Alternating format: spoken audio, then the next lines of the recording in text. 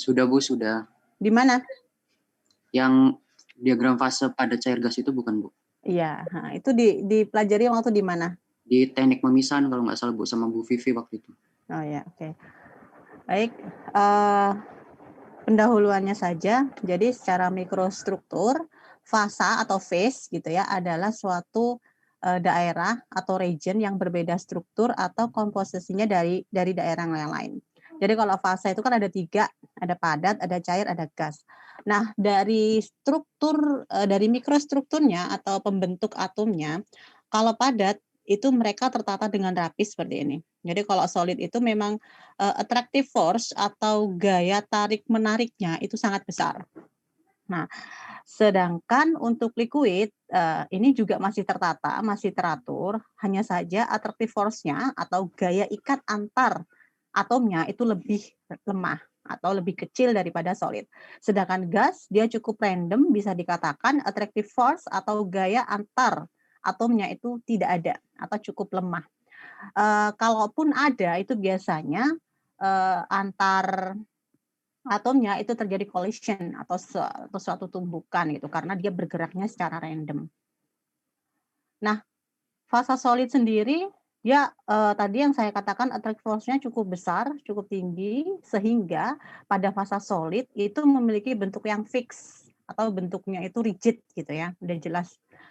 Tapi kalau untuk liquid karena attractive force-nya itu sangat lemah gitu dibandingkan dengan solid, maka dia menyesuaikan bentuk kontainer atau bentuk wadahnya.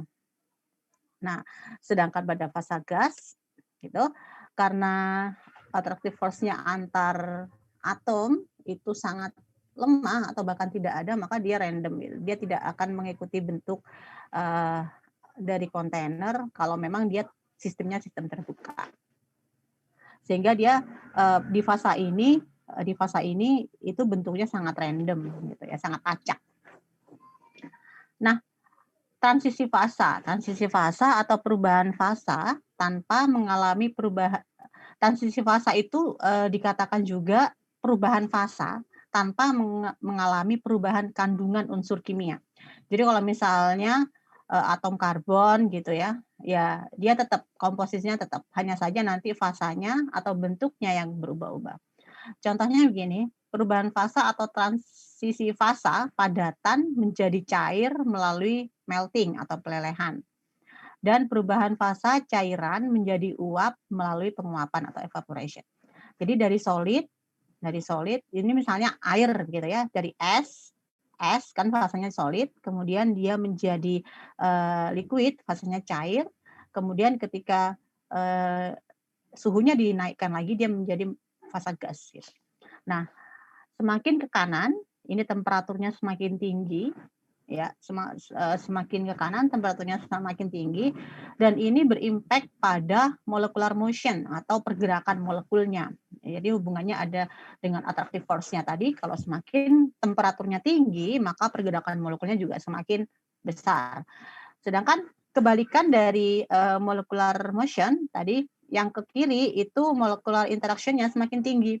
Jadi kalau semakin ke kanan bisa dikatakan molecular motion-nya semakin tinggi, tapi molecular interaction-nya semakin rendah. Gitu.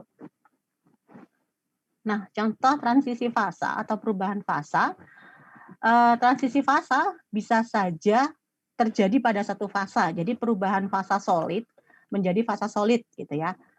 Nah, hanya saja yang membedakan adalah strukturnya. Nah, seperti konversi grafit menjadi berlian atau diamond melalui tekanan yang sangat tinggi. Jadi sebenarnya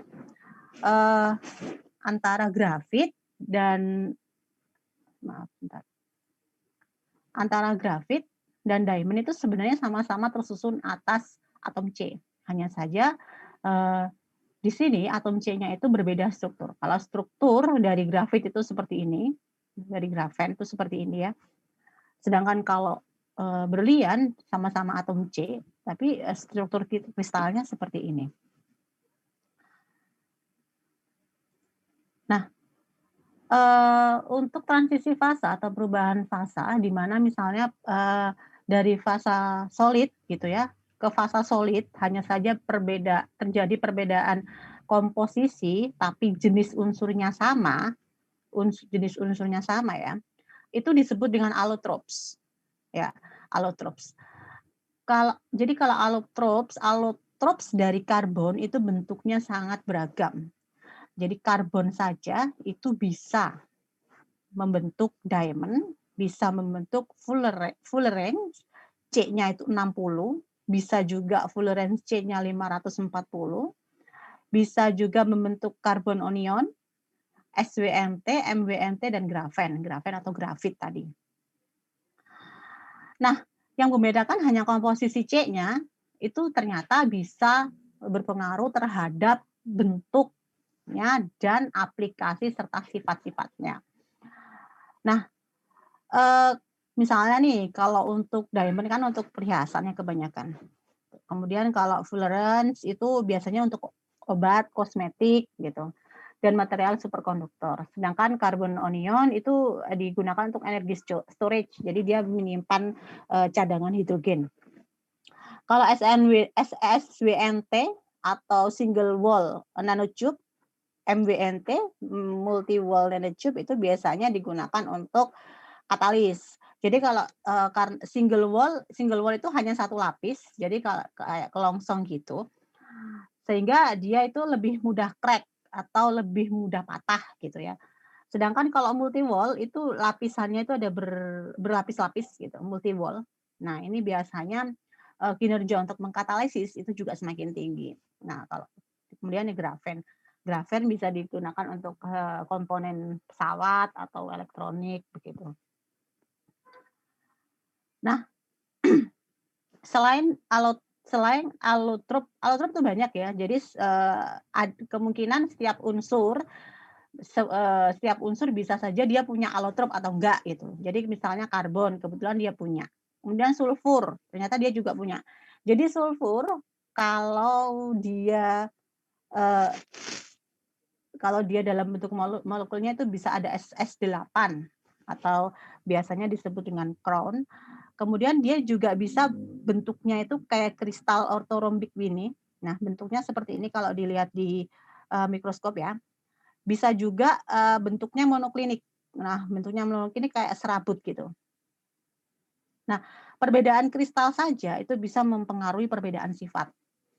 Nah, bisa saja kalau misalnya secara fisik bisa dilihat dari sifat dari warnanya yang berbeda. Kalau secara sifat fisikanya itu bisa saja densitasnya berbeda, titik lelehnya dan stabilitasnya juga berbeda.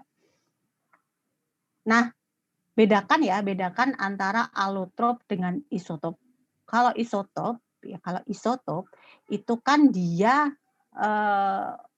atom dengan jumlah proton yang sama gitu. Jadi kalau misalnya oksigen 16, ini kan yang berbeda kan nomor masanya tuh. Nomor masanya berbeda, tapi jumlah protonnya tetap sama. Sehingga antara oksigen 16, oksigen 17, dan oksigen 18 itu disebutnya isotop. Tapi bedakan dengan oksigen yang mana dia itu terbentuk sesama atom oksigen membentuk O2 dan O3. Nah, itu namanya bukan isotop, itu namanya allotrope gitu. Jadi kalau isotop diingat-ingat lagi, kalau isotop itu perbedaannya terletak pada nomor massa. Nomor massa, kemudian kalau nomor massa pasti dampaknya itu neutronnya yang berbeda, ya kan? Neutronnya yang berbeda. Jadi nomor massanya berbeda. Tapi kalau oksigen itu sama-sama O16, oksigen dan ozon itu sama-sama O16, hanya saja jumlahnya itu berbeda. Jumlah pembentuk molekulnya itu berbeda. Sehingga antara gas oksigen yang kita hirup dengan gas ozon itu sebenarnya adalah allotrope, bukan isotop. Sampai sini ada yang ditanyakan? Berarti kalau penulisannya ozon kayak gini doang, Bu. Misalnya kayak apa ya? Belum. Gimana? Bingung? Ada yang dibingungkan? Silakan. Siapa tadi? Nanda ya? Lanjut Bu. Oh. Yang lain Ada yang ditanyakan dulu? Bu tanya kalau pas transisi fase tadi kan awalnya itu ada energi ikat dari masing-masing molekul. Ya. Dari proses transisi itu energi ikatnya kemana, hilang atau gimana? Energi ikatnya dilepaskan, Pak. Dilepaskan? Berarti hilang gitu aja apa? Ya, kalau dilepaskan, kalau misalnya dia sisinya terbuka, ya dia dikeluarkan ke lingkungan. Dilepaskan ke lingkungan maksudnya. Tapi kalau mungkin terjadi mengikat lagi gitu enggak? Kalau reversible iya. Kalau reversible kemungkinan kalau sistem biasanya kalau reversible itu sistemnya tertutup, jadi kesetimbangan itu bisa terbentuk. Jadi kalau misalnya dari cair ke gas, dari gas ke cair itu bisa saja terbentuk. Oke, baik Bu. Ya. Yang lain? Ada yang ditanyakan? Oke. Lah, kemudian di transisi fasa kok ketutup ya? Nah, terjadinya transisi fasa dan terbentuknya alotrop itu terjadi karena pengaruh tekanan dan suhu yang bervariasi. Ya, jadi transisi fasa, kemudian adanya alotrop, unsur dari suatu senyawa dari unsur yang sama tapi jumlahnya itu berbeda, itu ternyata itu hanya variasi dari tekanan dan suhu. Nah, ini dipelajari melalui pembentukan diagram fasa. Nah, diagram fasa itu merupakan suatu diagram yang menunjukkan fasa pada suatu sistem material di berbagai suhu, tekanan, dan komposisi. Jadi bisa saja di sini sumbu X-nya itu, X-nya itu adalah temperatur, dan Y-nya itu pressure, atau sebaliknya juga bisa saja. Nah, dari diagram fasa kita bisa tahu fasa suatu unsur itu berada pada fasa apa, kemudian kesetimbangannya bisa tahu, kemudian temperatur pada suhu rendah itu tahu, dan beberapa informasi yang lain. Nah, untuk diagram fasa sendiri itu ada diagram fasa unsur murni dan ada diagram fasa unsur paduan. Jadi kalau paduan itu misalnya Fe, ferit atau besi dengan nikel, bisa juga Cu dengan nikel. Tapi kalau unsur murni itu biasanya dia berdiri sendiri. Jadi misalnya H2O, misalnya CO2, misalnya Fe saja, ya itu unsur murni. Nah, contohnya kalau ini di sini yang gampangnya itu air gitu ya, air pada fasa cair dan pada fasa padat. Nah, air bila didinginkan pada kesetimbangan, maka fasa padat dan cair berada bersama-sama dengan batas fasa. Jadi kalau misalnya ini es batu, gitu ya, kemudian dia didinginkan, maksudnya didinginkan itu dibiarkan di udara terbuka begitu ya, bukan didinginkan dalam freezer, bukan. Nah, ketika si es ini dicairkan begitu, maka akan terbentuk air gitu kan, mencair. Nah, di sini batas fasanya adalah permukaan cairan di sini. Sedangkan ketika dia suhunya ditingkatkan lagi, maka dari air tadi ketika dia sudah mencair semua, kemudian diuapkan atau dievaporasi, maka batas fasanya itu adalah berada pada permukaan air dan uap. Nah, saat dipanaskan, tadi cairan menguap, saat mendidih uap air dan cairan bersama-sama dalam kondisi kesetimbangan dengan batas fasa adalah permukaan air. Di sini batas fasanya. Jadi yang di permukaan ini adalah batas fasanya. Nah, kondisi diagram fasa unsur murni seperti air itu seperti air tadi itu diinterpretasikan dalam diagram fasa tekanan temperatur gitu ya. Jadi di sini sumbu X-nya itu adalah temperatur dan kebetulan di sini sumbu Y-nya itu adalah tekanan. Nah, cara bacanya di sini ada triple point. Di sini triple point, titik pertemuan 3 garis begitu.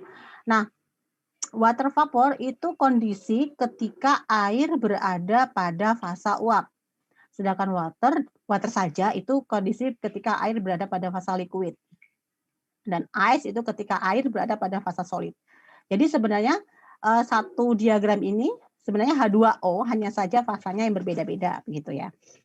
Nah, cara bacanya di sini kan ada titik ya, titik di sini titik point. Nah, pada suhu 0 derajat Celcius 1 atm gitu, 1 atm kita tarik ke atas dan kita tarik ke kanan. Nah, di sini fasanya adalah fasa S. Ketika suhu diturunkan kembali berarti bergeser ke kiri. Nah, itu di daerah ini pada tekanan berapapun itu sepertinya dia akan tetap menjadi fasa padat, fasa solid. Nah, sama dengan air ya, ketika di suhu 100 begitu ya, di suhu 100 kemudian pada tekanan 1 atm ya, tekanan kita sehari-hari begitu. Nah, ini dia berada pada keseimbangan antara fasa cair dan fasa uap. Nah, ketika suhunya dinaikkan gitu, berarti kan ini diagramnya ke kanan. Nah, ke kanan, kalau tekanannya masih konstan pada 1 atm, maka dia wujudnya akan tetap vapor atau uap. Nah, ketika suhunya dinaikkan, tetapi tekanannya dinaikkan juga, misalnya berarti kan dia bergeser ke kanan, kemudian tekanannya dinaikkan juga. Nah, bisa saja dia berada pada fasa cair atau pada fasa liquid. Kemudian di sini ada titik triple point. Jadi titik triple point itu maksudnya kondisi di mana 3 fasa antara solid, liquid, dan gas itu sebenarnya ada pada satu titik. Nah, di sini itu ada fasa solid, liquid, dan vapor. Jadi satu di situ. Dan itu terjadi kesetimbangan dinamik. Kesetimbangan dinamik itu artinya antar molekulnya itu akan senantiasa mengalami perubahan. Jadi misal dari uap kemudian dia jadi cair, kemudian dia bisa lagi reversibel menjadi solid, begitu seterusnya. Itu makanya kenapa dinamakan kesetimbangan dinamik. Nah, kemudian di sini ada critical point. Critical point itu kondisi di mana suhu dan tekanan maksimum yang diperbolehkan agar terjadi kesetimbangan. Nah, lebih dari suhu ini, lebih dari 374 dan lebih dari 218 atm, itu sebenarnya si air ini berada pada kondisi supercritical fluids.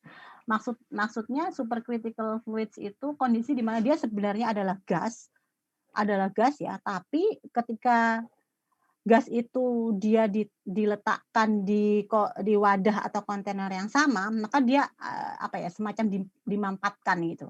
Jadi pada volume yang tetap, tapi suhu dan temperaturnya senantiasa dinaikkan, maka dia itu seperti gas tapi dimampatkan. Jadi pada kondisi itu dia tidak terjadi kesetimbangan.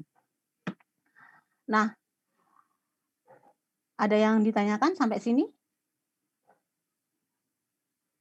Bingung?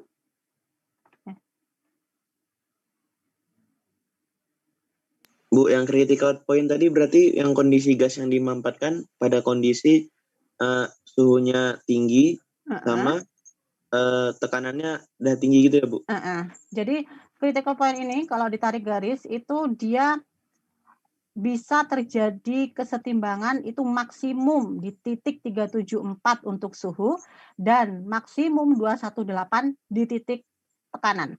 Lebih dari itu dia tidak bisa mengalami kesetimbangan, jadi dia hanya fasanya itu gas, tapi gas itu yang dimampatkan gitu. Kalau setimbangnya di ya, itu titik mencapai kesetimbangan maksimum. Ada lagi yang ditanyakan?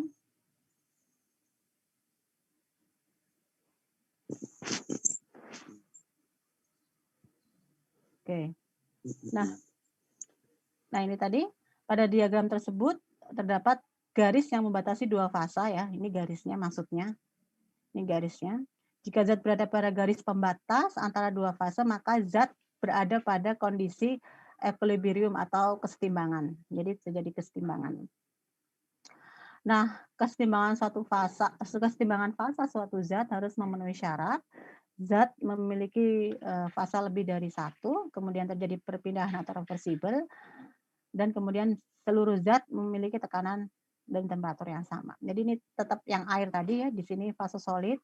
Kalau fase solid berarti atraktif force-nya itu sangat besar, kemudian dia jadi liquid itu dia agak renggang-renggang seperti ini.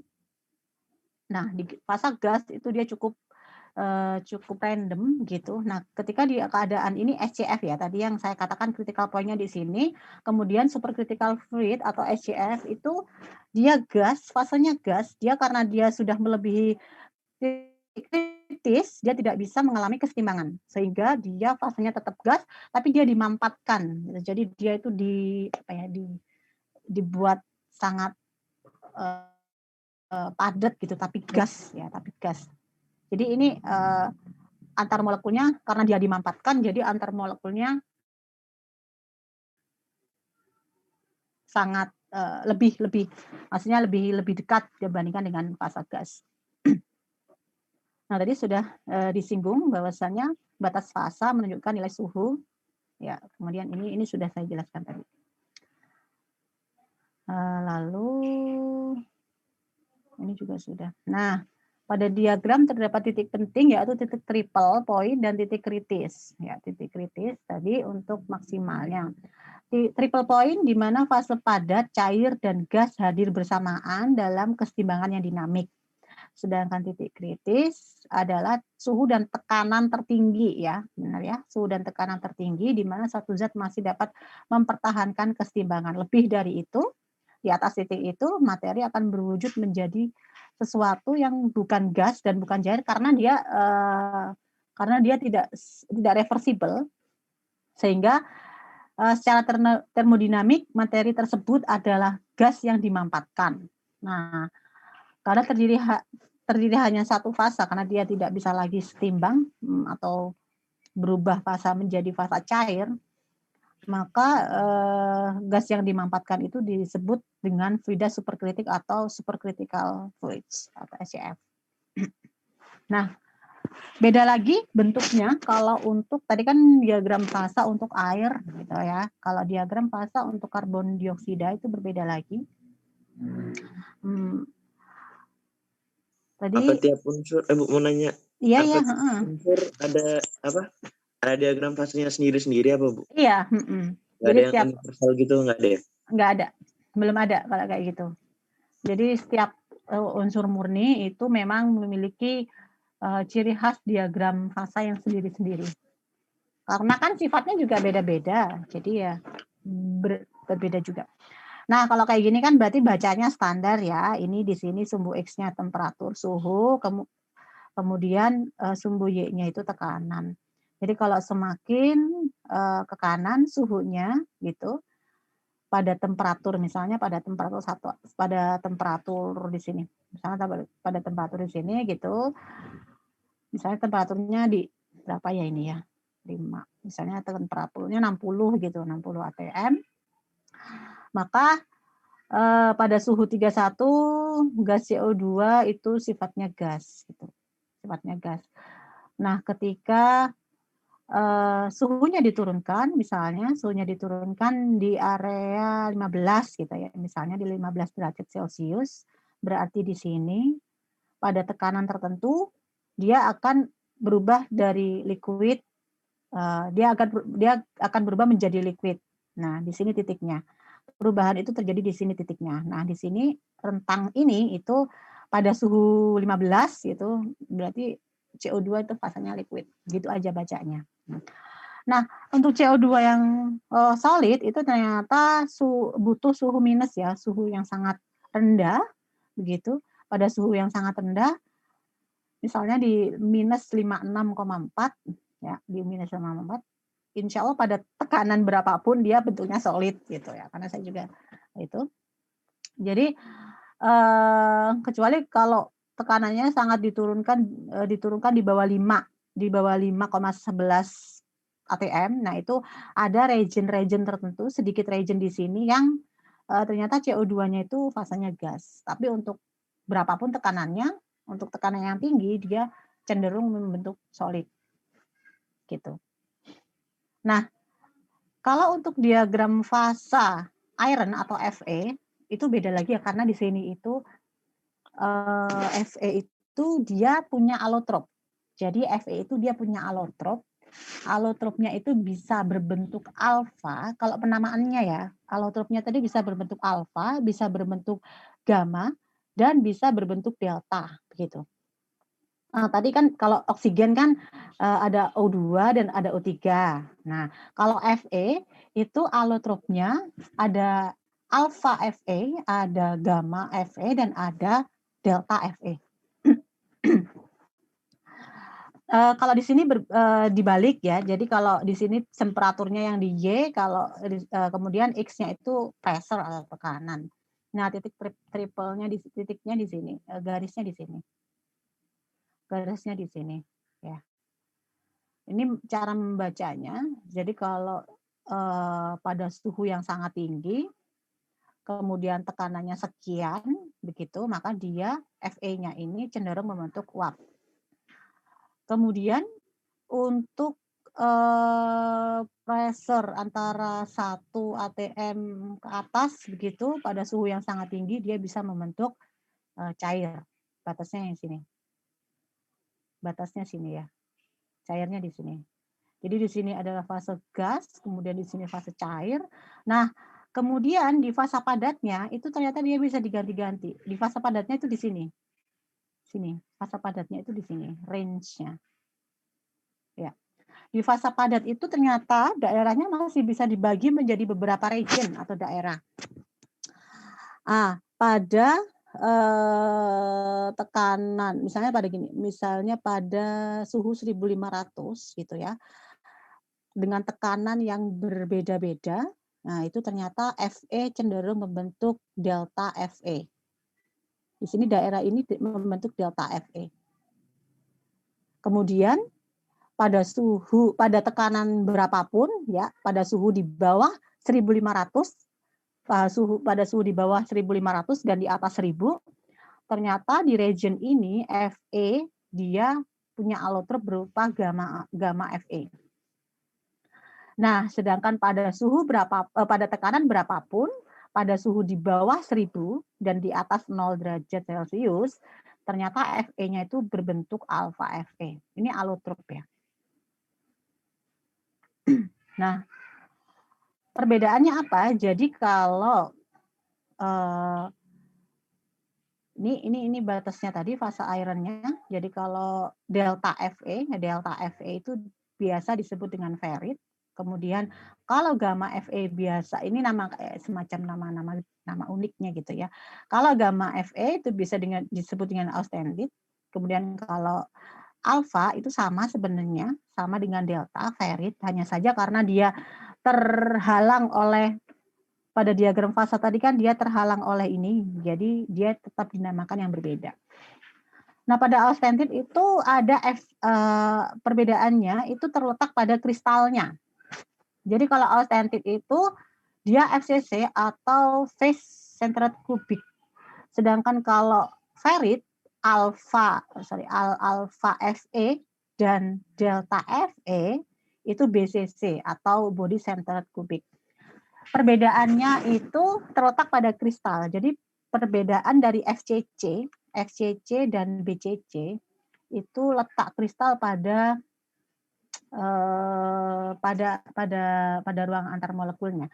Kalau misalnya BCC gitu ya, di sini misalnya ada ini untuk menggampangkannya. Jadi di sini ada kubik gitu ya, misalnya kubik. Nah, kemudian kalau BCC itu atom Fe-nya itu berada, bayangkan 3 dimensi ya. Itu atom Fe-nya itu berada di tengah-tengah ruang. Nah, berada di tengah-tengah ruang, kemudian atom Fe-nya juga berada di masing-masing sudut. Ini. Sudutnya kubik kan ada 8. Nah, ini yang ketutupan ya, yang sana ketutupan kemudian di sini. Nah, kemudian ditarik kalau misalnya untuk memudahkan ditariklah suatu garis begitu. Nanti akan ketemu ini.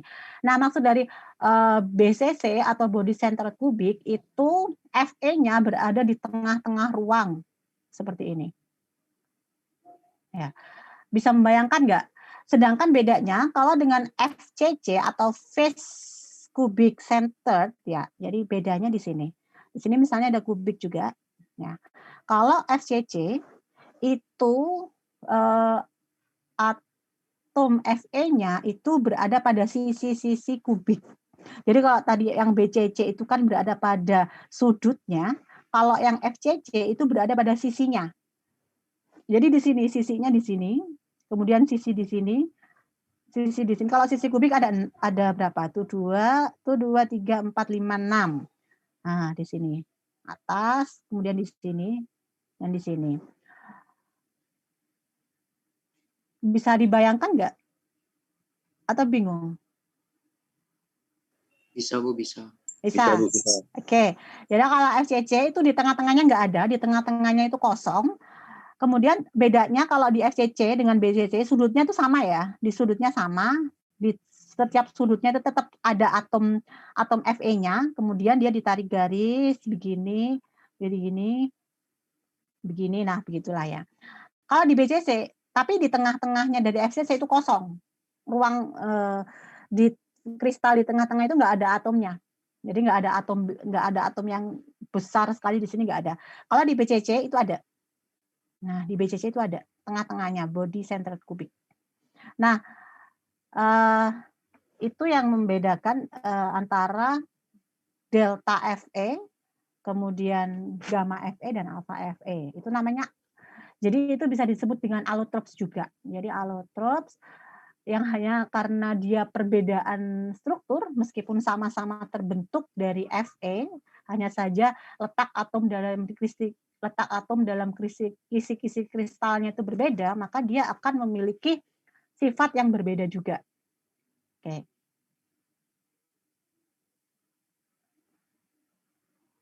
Sampai sini ada yang ditanyakan? Belum Bu. Oke. Belum? Bentar.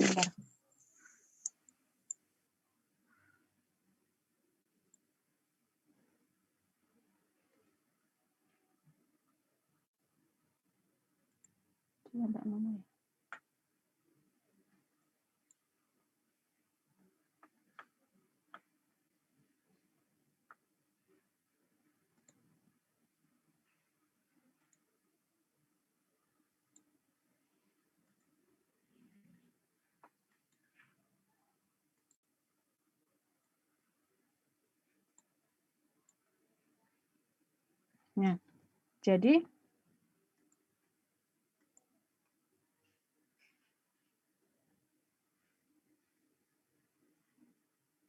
oke.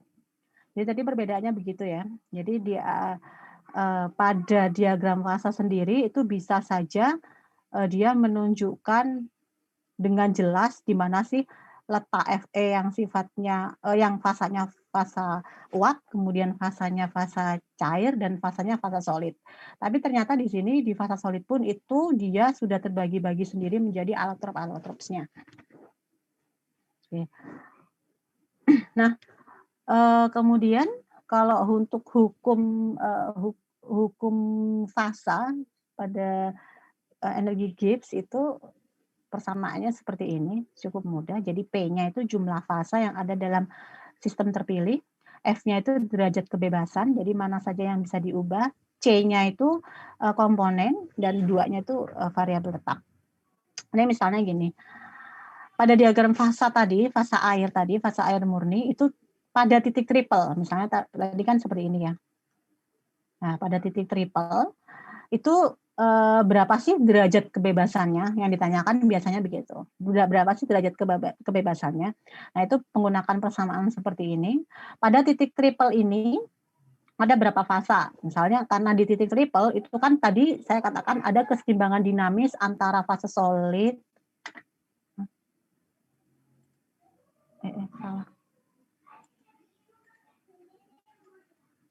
Tadi kan di titik triple tadi saya katakan ada keseimbangan antara fase solid, liquid, dan gas gitu. Jadi di sini ada 3 fasa. P-nya itu 3, kemudian F-nya yang dicari, C-nya karena dia hanya unsur murni berarti dia 1. Sehingga F-nya, P-nya tadi berapa? P-nya 3 plus F sama dengan C-nya 1 plus 2 sebagai tetapan. Berarti F-nya kan 0. Nah, maksud dari 0 itu apa? Jadi di titik triple ini tidak ada yang bisa diubah gitu ya. Tidak ada yang bisa diubah pada 3 fasa tetap tersebut. Jadi di titik triple ini adalah invariant point atau titik tetap atau titik tidak berubah. Nah, kemudian contoh yang kedua, misalnya gini. Pada fasa batas cair dan padat gitu ya. Misalnya tadi kan di sini kan liquid, di sini solid, di sini gas gitu ya, kalau nggak salah. Nah, misal soalnya itu pada titik ini misalnya ya, pada titik yang melewati garis. Nah, itu berapa sih berapa sih derajat kebebasan atau F-nya? Berarti kan di sini C-nya 1, 2-nya tetap, P-nya di sini ada 2 keseimbangan fasa antara liquid dan gas. Berarti P-nya 2 sehingga F-nya 1. Maksud dari F1 itu ada satu variabel ya yang dapat diubah bebas dan mampu mempertahankan 2 fasa dalam sistem. Yang mana bila tekanan tertentu ditentukan hanya akan ada satu temperatur pada fasa padat dan cair yang secara bersamaan. Jadi di sini maksudnya F1 itu di sini kan tadi temperatur suhu, di sini tekanan.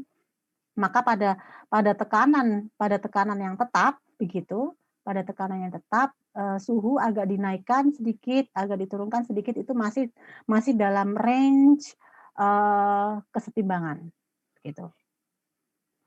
Nah, contoh yang lain, bila titik di mana saja dalam satu diagram fasa, misal titiknya di luar gitu ya, misalnya titiknya di sini, maka berapa sih derajat kebebasannya? Maka di sini P fasanya 1 karena di sini pasti fasanya fasa gas gitu. C-nya 1 karena air murni sehingga F-nya sama dengan 2. Nah, maksud dari angka 2 itu ketika dia mempertahankan pada fase gas ya, itu berarti ada dua derajat kebebasan atau 2 variabel. Nah, 2 variabel itu apa ya? Otomatis di sini ada suhu, ada tekanan. Berarti dengan menaikkan suhu atau dengan menaikkan sedikit tekanan, dia masih bisa mempertahankan pada fasa gasnya. Itu artinya derajat kebebasan. Jadi kalau derajat kebebasannya 2, itu berarti suhu dan tekanan bisa dimainkan atau bisa divariasikan. Kalau derajat kebebasannya 0 tadi, berarti ya dia memang tidak bisa dinaikkan suhu atau tekanannya karena untuk berada pada fasa 3 fasa secara keseimbangan ya memang titiknya hanya di situ. Nah, untuk F sama dengan 1 tadi untuk mempertimbangkan antara keseimbangan dua fasa itu hanya ada satu variabel yang bisa dimainkan, yang lainnya sebagai variabel tetap gitu. Ada yang ditanyakan sampai sini? Kalau yang untuk diagram fase yang F unsur murni Fe tadi gimana, Bu? Itu kan ada banyak. Yang mana? Itu. Ini Boh. Ya itu.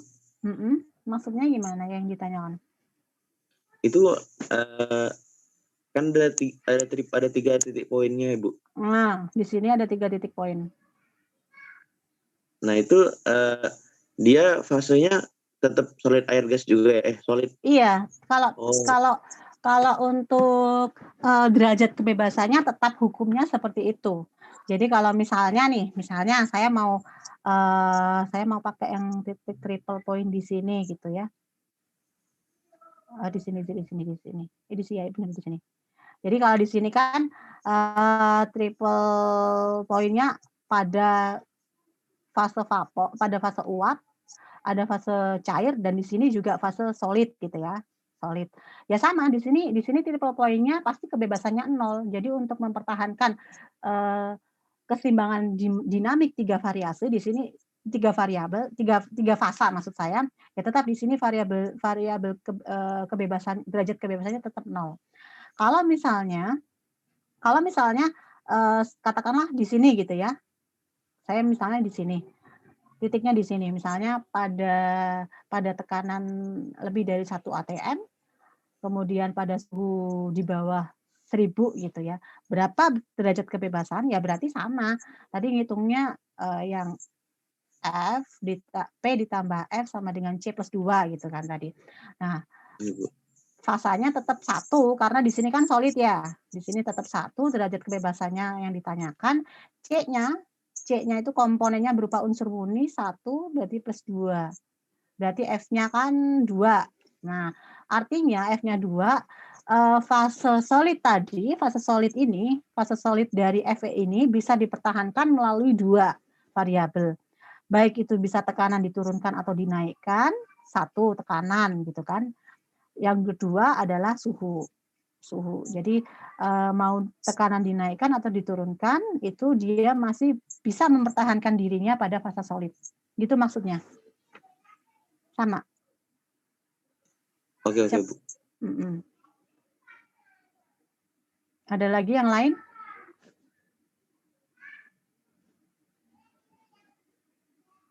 Ada yang bingung? Kalau bingung silakan ya.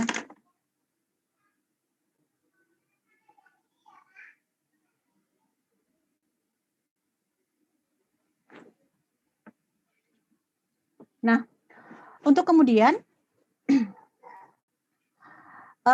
yang kedua tadi kan saya katakan kalau diagram fasa itu ada diagram unsur murni dan unsur campuran atau bisa dikatakan paduan atau bisa dikatakan alloy gitu ya.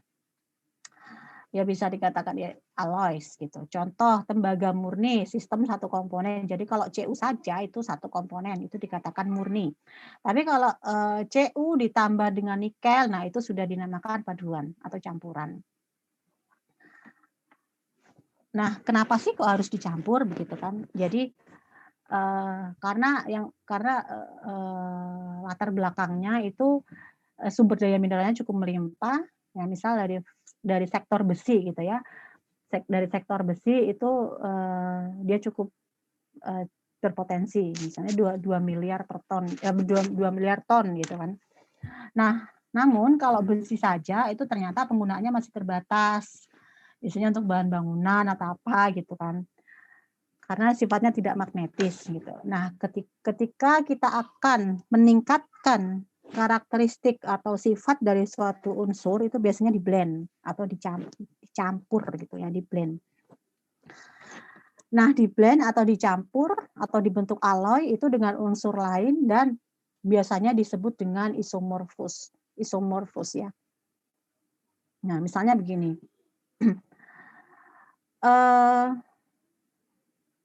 Hematit itu Fe tapi dia berikatan dengan O, jadi biasanya disebut dengan oksida besi gitu ya. Oksida besi.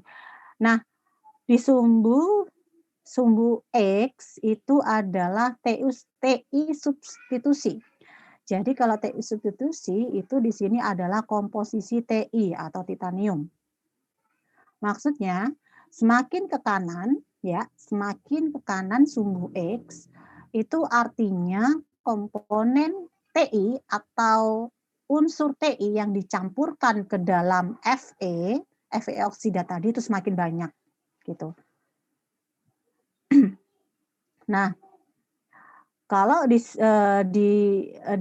titik 0,0 ya itu berarti kan belum ada TI yang loading, belum ada loading TI. Istilahnya loading itu ya jumlah atau komposisi TI yang dicampurkan dalam Fe oksida tadi.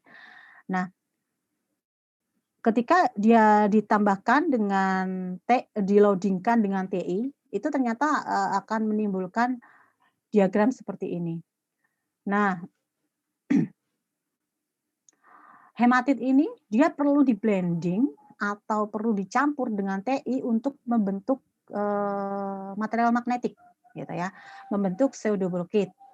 Nah, pseudobrokit itu ternyata dia adalah material yang semikonduktor, kemudian fiber optik juga fungsinya sebagai membran fuel cell. Nah, harapannya si Fe oksida tadi itu ditambah dengan T TI untuk meningkatkan nilai ekonomis atau nilai jual yang meningkat. Makanya kenapa para ilmuwan berlomba-lomba untuk memblending antara Fe oksida dengan TI. Salah satunya karena dia merupakan material magnetik. Itu overview untuk aplikasinya. Nah, agar terjadi isomorfus ya atau campuran dari dua atau lebih komponen, itu harus ada beberapa syarat yang harus dipenuhi. Yang pertama, struktur kristalnya tetap atau harus sama. Jadi kalau misalnya pakai alfa Fe ya berarti semuanya pakai alfa Fe. Kemudian perbedaan atom tidak boleh melebihi 15%, elemen seharusnya tidak membentuk persenyawaan satu sama lain, kemudian memiliki elektron valensi yang sama. Contohnya Fe di blending dengan karbon, Cu dengan Ni, Fe dengan Ti dan sebagainya. Nah, ini contoh diagram fasa dari Cu dan Ni gitu ya. Nah, pada sumbu X bisa dilihat bahwasanya semakin ke kanan itu persentase Ni semakin tinggi. Gitu. Nah, sedangkan semakin ke kiri itu 100% Cu artinya tidak ada Ni sama sekali yang ditambahkan. Berarti 0% Ni atau dia murni Cu kalau semakin ke sini ya. Kalau semakin ke kanan berarti dia loading dari Ni-nya itu semakin banyak. Gitu. Nah, kemudian diagram fasanya seperti ini ya. Ternyata di sini ada dua garis gitu. Garis atas itu garis liquid gitu ya. Jadi garis atas itu garis liquid, kemudian garis bawah itu garis solid. Jadi pada misalnya di sini ya titik 50 di sini. Itu artinya 50% Cu dan 50% Ni gitu ya.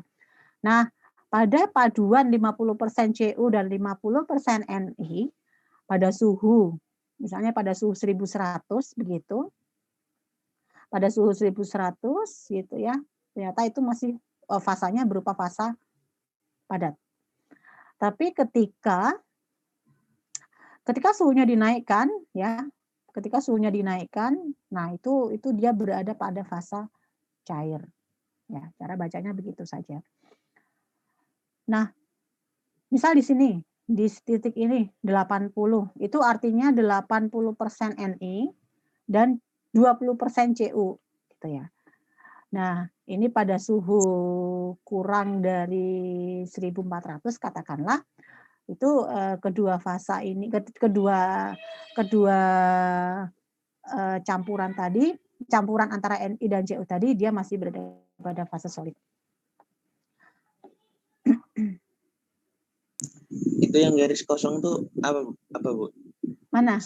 Misalnya itu saya punya 8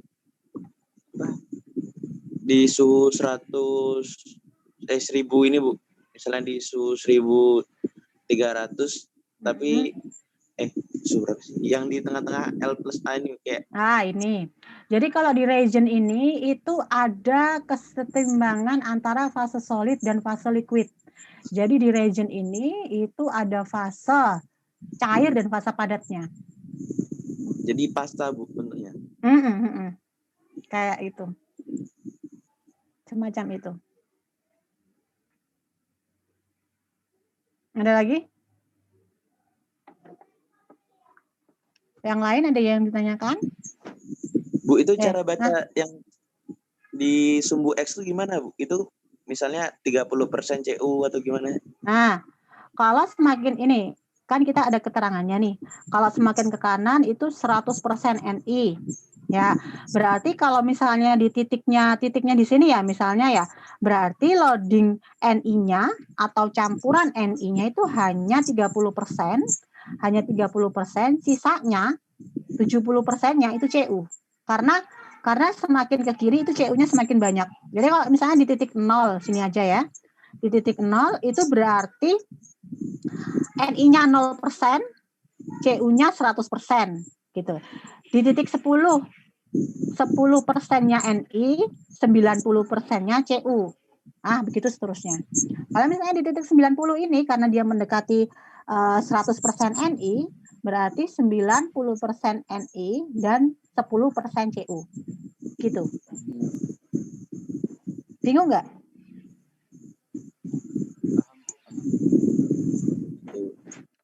Ini siapa yang tanya ya? Nanda, kamu kenapa kok berisik gitu, Nan? Di jalan, toh? HP saya panas, Bu. Saya tempel di kipas, Bu. Aneh loh kamu. Ada lagi, Nan? Ada lagi yang lain? Silakan didiskusikan yang lain.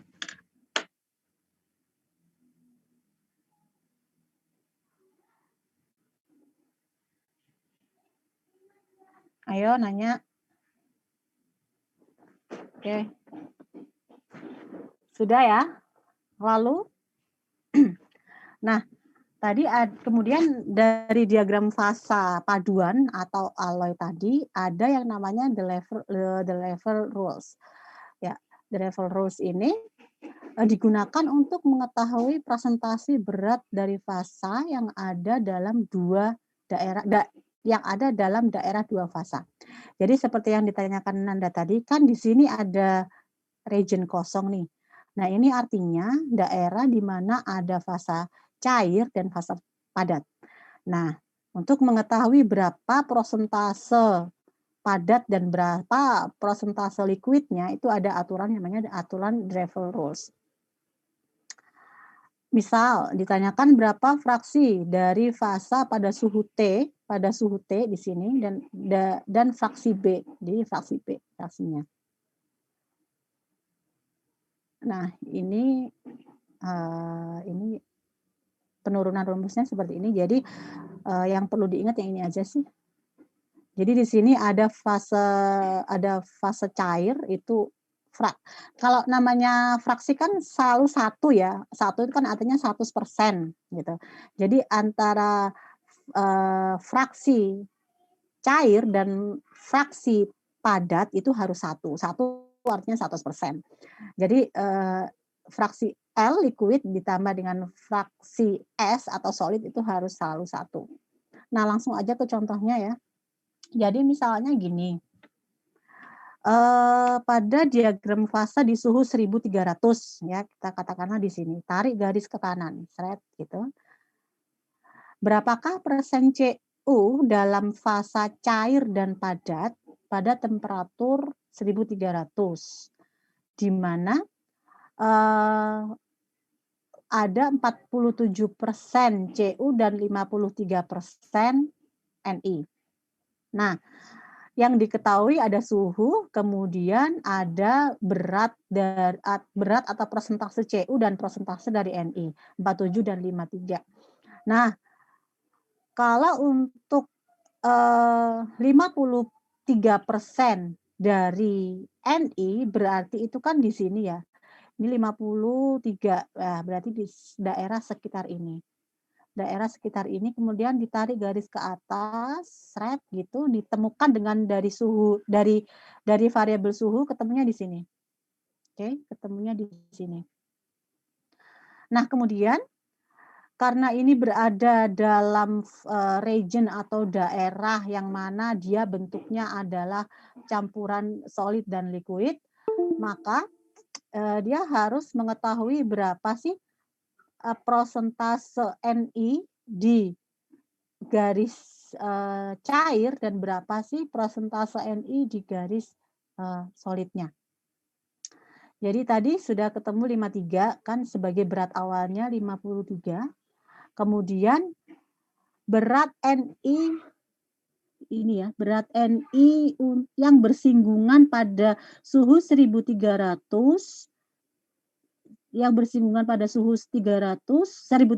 kemudian ditarik garis ke bawah. Ternyata Ni-nya 45%. Ya, ketemu Ni 45%. Kemudian itu yang untuk Ni yang di garis liquid. Kemudian kalau untuk Ni yang di garis solid, nah itu berarti kita singgungkan lagi di sini ada 1300 Kemudian lurus ke sini, ini berada pada titik ini. Nah, kalau berada pada titik ini berarti berapa sih persentase NI-nya? Sekitar 58 gitu. Nah, sudah diketahui W atau berat pada berat pada 1300 atau persentase pada suhu 1300 di garis liquid itu 45%.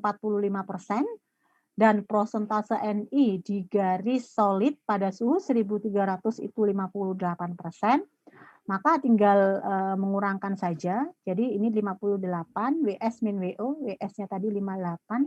WS itu yang berat yang bersinggungan dengan solid ya. Dikurangi dengan W0, W0 itu yang awalnya mula-mula tadi 53 per WS min WT itu atau berat pada solid tadi yang di garis solid ini yang bersinggungan dengan 1300 WL ya dikurangi dengan berat pada liquid. Nah, yang bersinggungan dengan liquid di suhu 1300 itu berapa tadi? 45. Nah, jadi seperti ini hasil akhirnya adalah 0,38. Kalikan 100% berarti 38%. Artinya fraksi liquid ya, artinya fraksi liquid pada 1300 tadi itu ada 38% dan fraksi solid itu 100 dikurangi 38, 62%. Gitu. Jadi masing-masing fraksi pada suhu 1300 tadi bisa diketahui dengan rumus seperti ini. Dari sini ada yang mau ditanyakan? Bingung?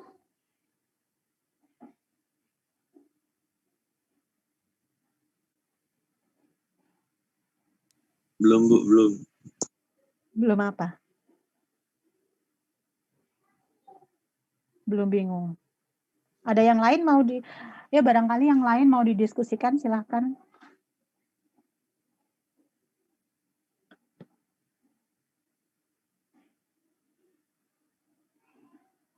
Kalau bingung langsung tanya ya, jangan dipendem ya, nanti kalau misalnya semakin lama nanti kalau materinya bertumpuk-tumpuk itu makin jadi makin apa ya, susah gitu. Bu, itu tadi masa CU atau masa NI, Bu?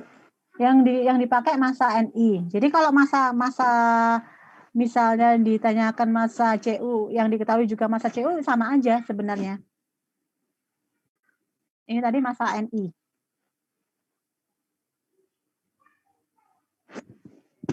Siapa tadi yang nanya? Kok hilang? Halo?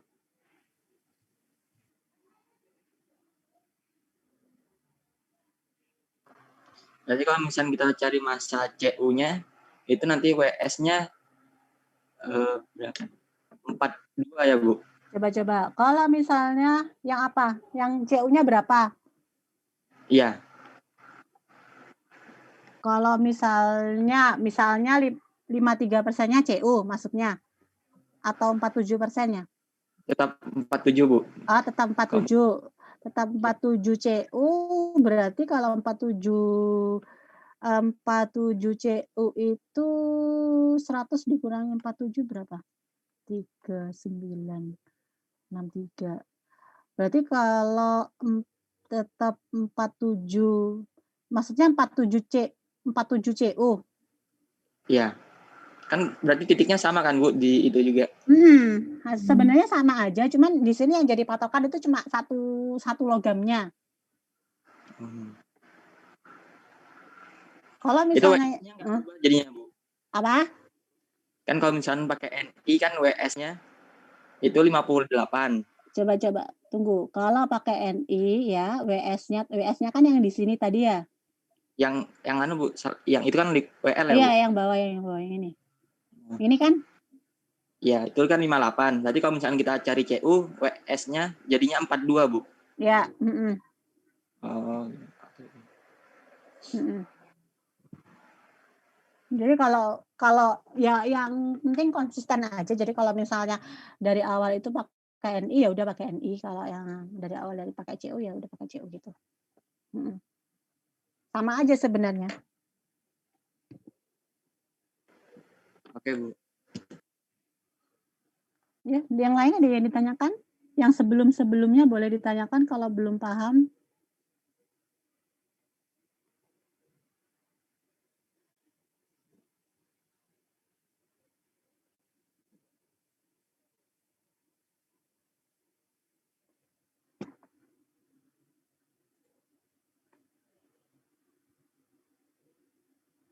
Ini yang nggak masuk siapa ya?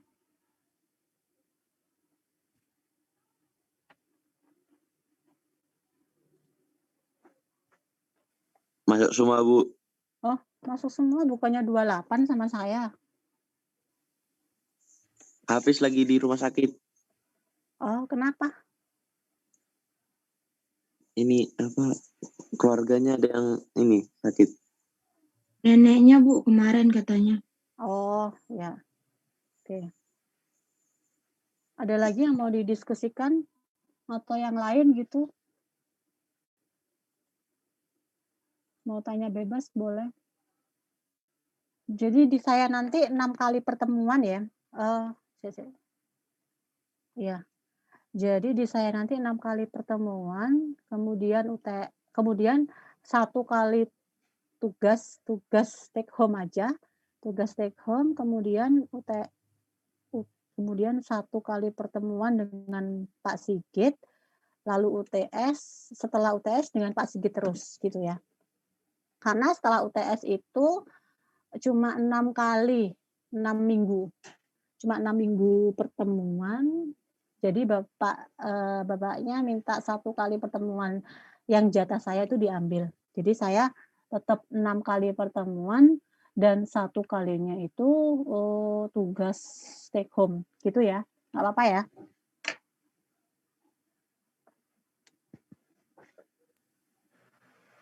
Nggak apa-apa, Bu. Ya bawa, Bu. Oke, ada lagi yang lain yang mau ditanyakan? Ini materinya udah habis. Bu, saya mau tanya, Bu. Iya, ya. Bu, yang tadi yang diagram fase iron, Bu. Itu kan yang ada BCC sama FCC, Bu. Itu kan sama-sama kata Ibu kan itu sama-sama di solid fase ya, Bu. Berarti ketiga-tiganya itu di fase yang sama ya, Bu. Fase solid ya, Bu. Iya. Tapi yang membedakan si alfa, beta, alfa, gamma sama itunya. Iya. Itu di antar ketiga itu lebih kuat yang mana, Bu? Maksudnya secara struktur dan secara densitas gitu lebih padat dan lebih kuat yang mana? Atau sama aja sih? Kalau yang paling umum digunakan itu yang di fase ini, Van. Yang di alpha ferrit itu paling umum digunakan karena dia tidak berada pada suhu yang tinggi. Jadi diaplikasikan di suhu ruang itu dia sudah bisa. Oh, berarti yang biasa digunakan di industri ataupun yang lain itu biasanya itu ya, Bu ya? Yang alpha. Yang alpha, yang body center tadi, yang kristalnya di tengah-tengah 3 dimensi tadi. Oh iya. Oke, Bu, makasih, Bu. Ya, sama-sama. Ada lagi yang lain?